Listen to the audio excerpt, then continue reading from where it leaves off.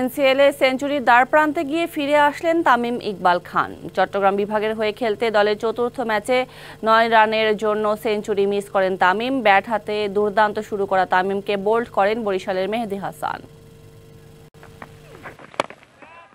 Sylhet international স্টেডিয়ামে Tamim show. বরিশালের বিপক্ষে টস জয়ী চট্টগ্রামের হয়ে মাহমুদুল হাসান জয়কে সঙ্গে নিয়ে ওপেনিং এ নামলেন তামিম। দলীয় 68 রানে জয় ফিরে গেলেও মেজাজি ব্যাটিং এ ভাটা পড়ল না তামিমের। 81 মিনিটের ইনিংসে প্রথম 50 করতে খেললেন 37 বল, যার মধ্যে বাউন্ডারি 5 আর ওভার বাউন্ডারি মারেন 2টা।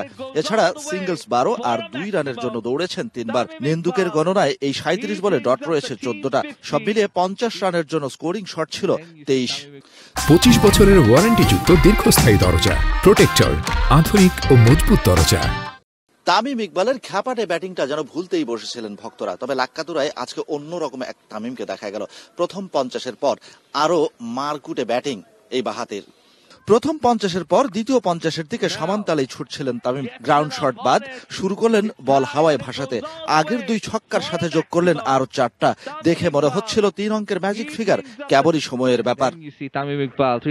ব্যক্তিগত 50-এর পর পরের 17 বলে করলেন 41 রান, 4টা ওভার বাউন্ডারির সাথে আরো 2টা বাউন্ডারি। 17তম ওভারের তৃতীয় বলে মেহেদী হাসান ছাড়লেন ইয়র্ক, ব্লক করতে ব্যর্থ হলেন তামিম। 100 রানের আক্ষেপটা সঙ্গী করে ফিরে আসলেন প্যাভিলিয়নে। তামিম ইকবাল। Shahan Papon, DBC news, Sylhet.